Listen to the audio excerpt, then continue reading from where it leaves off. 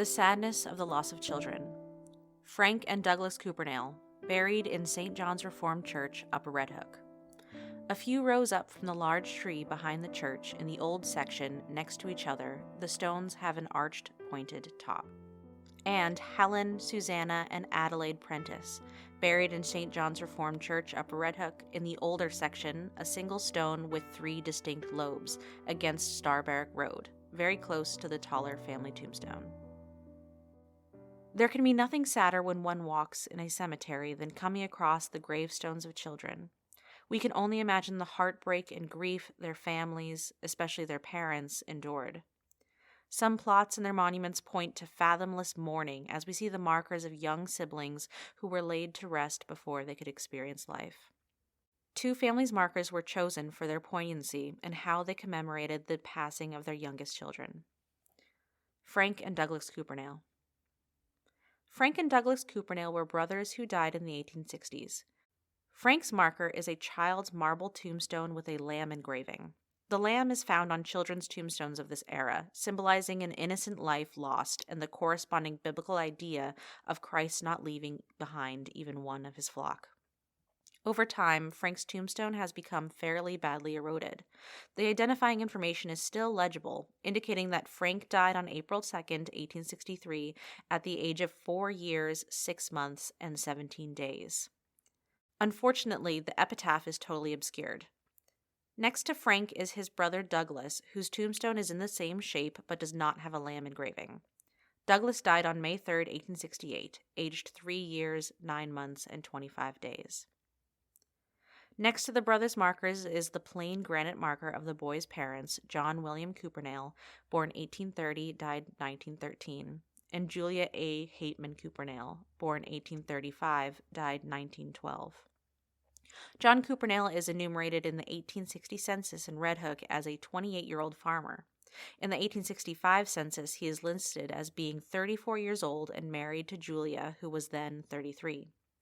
2 children are noted. One is Douglas, age 11 or 12, which is confusing given that Douglas's tombstone gave his age as 3 when he died in 1868. The second child could be their daughter Catherine, who is listed in the 1870 Red Hook census as being 5. Further confusing the matter is the listing of Catherine Lasher from Columbia County, 13, living with them as a servant. Also noted as part of the household is John M. Felty, 20, working as a servant and from Dutchess County. Next door to the family, according to the census, is William Coopernail, John's father and 74, a farmer, who lived with his daughter Catherine, 48. This does make sense because John William Coopernail was recorded as being born to William and Deborah Rao Coopernail on June 5, 1830, and baptized November 9, 1832, at St. John's Reformed Church in Upper Red Hook.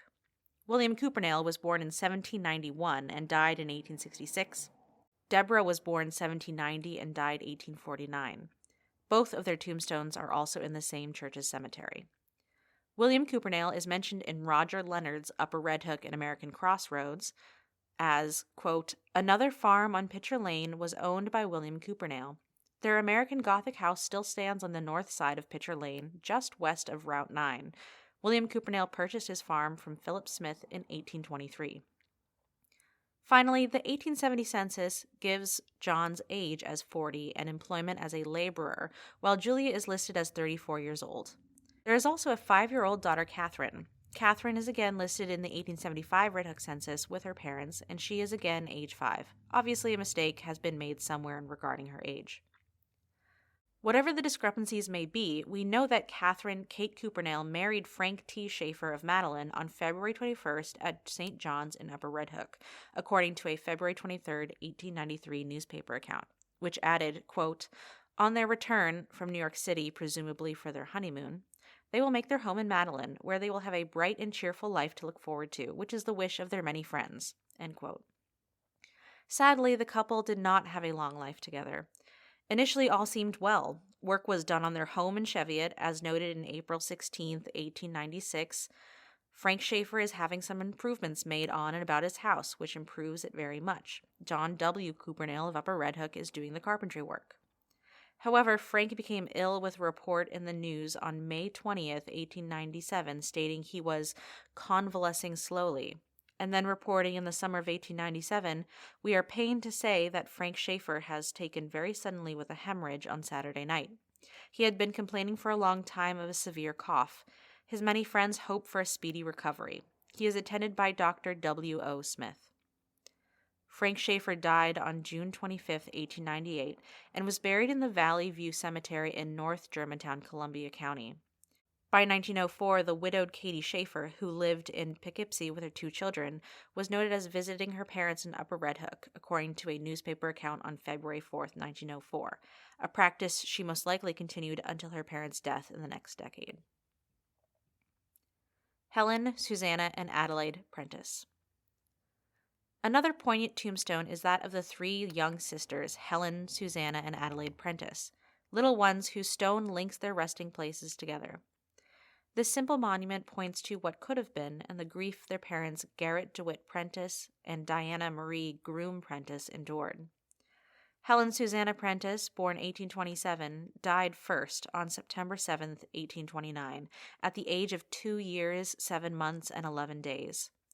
4 years later, tragedy struck the family again, when in 1833 Adelaide Amanda died on November 2nd at 17 months and 16 days old, and her sister Susannah Bathsheba succumbed on November 4th at 2 years, 6 months, and 24 days.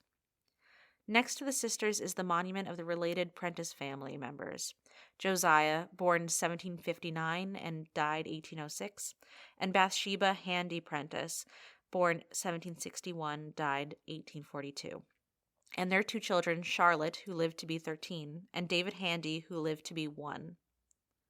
The young Prentice sisters had 3 siblings who survived into adulthood. Son Homer, who moved to Long Island and is buried in Amagansett, Suffolk County, married twice, worked as a farmer and a peddler, and was survived by several children, with one daughter named Homer after his father, daughter Mary, and daughter Emmeline. Both Garrett and Diana Prentice were members of the Dutch Reformed Church, where their 3 daughters are buried. The gravesites of Garrett and Diana Prentice are unknown, but the 3 sisters are forever next to one another.